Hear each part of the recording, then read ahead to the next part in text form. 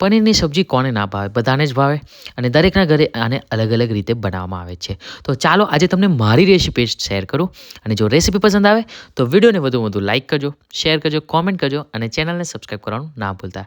તો ચાલો ફટાફટ પનીર ટીકાની રેસીપી બનાવવાનું શરૂ કરીએ.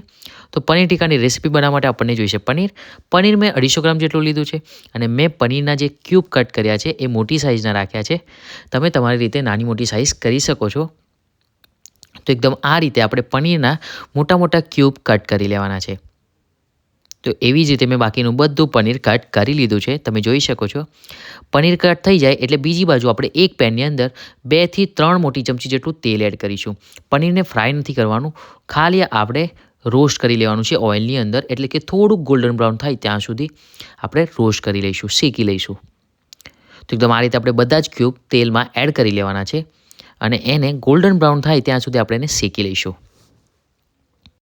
એટલે બંને બાજુથી આપણે ગોલ્ડન બ્રાઉન થાય ત્યાં સુધી આપણે એને શેકાવા દેવાનું છે.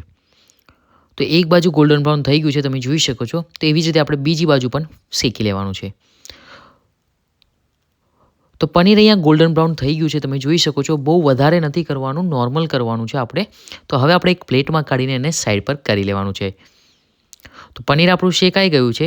હવે એ જ પેનની અંદર આપણે ડુંગળી ટામેટાને શેકી લેવાના છે. તો મેં અહીંયા 2 મોટી સાઇઝની ડુંગળી લીધી છે, ડુંગળીને કટ કરી લીધી છે. એવી જ રીતે ટામેટા પણ કટ કરી લીધા છે. મોટી સાઇઝમાં જ કટ કર્યા છે કારણ કે આપણે એની પેસ્ટ બનાવવાની છે. તો એવી જ રીતે આપણે લસણ, મરચાં અને આદું પણ એડ કરી લઈશું. તમે તમારી રીતે સ્પાઇસ માટે વધારે ઓછું કરી શકો છો. મેં 8 થી 10 નંગ જેટલું લસણ એડ કર્યું છે, 2-3 જેટલા મરચાં એડ કર્યા છે અને 2 નાના ટુકડા આદુનો એડ કર્યા છે. તો હવે આપણે 1 ચમચી જેટલું મીઠું એડ કરીશું, જેથી આપણા ડુંગળી ટામેટાં પરફેક્ટલી શેકાઈ જાય. તો એકદમ આ રીતે આપણે એને શેકી લેવાના છે, તમે જોઈ શકો છો.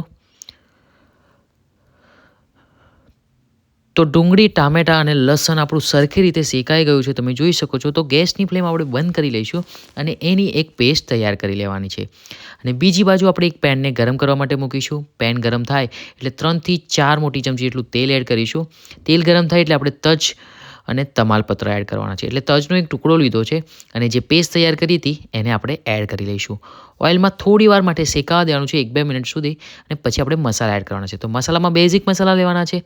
તો મેં 1 ચમચી જેટલું ધાણા જીરું પાવડર, હળદર લીધી છે, લાલ મરચું પાવડર લીધું છે, એટલે કે 2 જાતના લાલ મરચું પાવડર લીધું છે, કુમઠી અને પટની 1 ચમચી જેટલું. તમે તમારી રીતે વધારે ઓછું કરી શકો છો.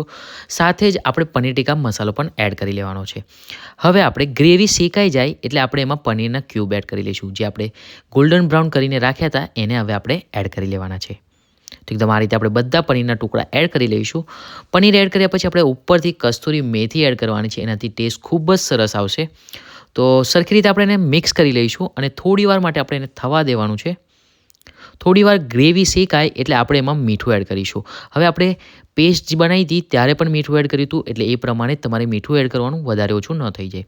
તો હવે આપણે ઢાંકીને થવા દેવાનું છે જ્યાં સુધી એનું ઓઇલ ના છૂટે. તો તમે જોઈ શકો છો એનું ઓઇલ છૂટી ગયું છે. તો હવે આપણે ઉપરથી કાપેલા ફ્રેશ ધાણા એડ કરી લઈશું. ફરીથી આપણે એને મિક્સ કરી લઈશું અને થોડી વાર માટે એને ઉકળવા દેવાનું છે. જેટલું ઉકળશે એટલી ગ્રેવી એની પરફેક્ટ થશે અને ટેસ્ટ પણ ખૂબ જ સરસ આવશે. તો મારી આ રેસીપી જરૂરથી ટ્રાય કરજો અને જો રેસીપી પસંદ આવે તો વિડીયોને વધુ લાઇક કરજો, શેર કરજો, કોમેન્ટ કરજો, ચેનલને સબસ્ક્રાઈબ કરવાનું ના ભૂલતા. ફરી મળીશું આવી જ નવી રેસીપી સાથે. ત્યાં સુધીને ગુડ બાય.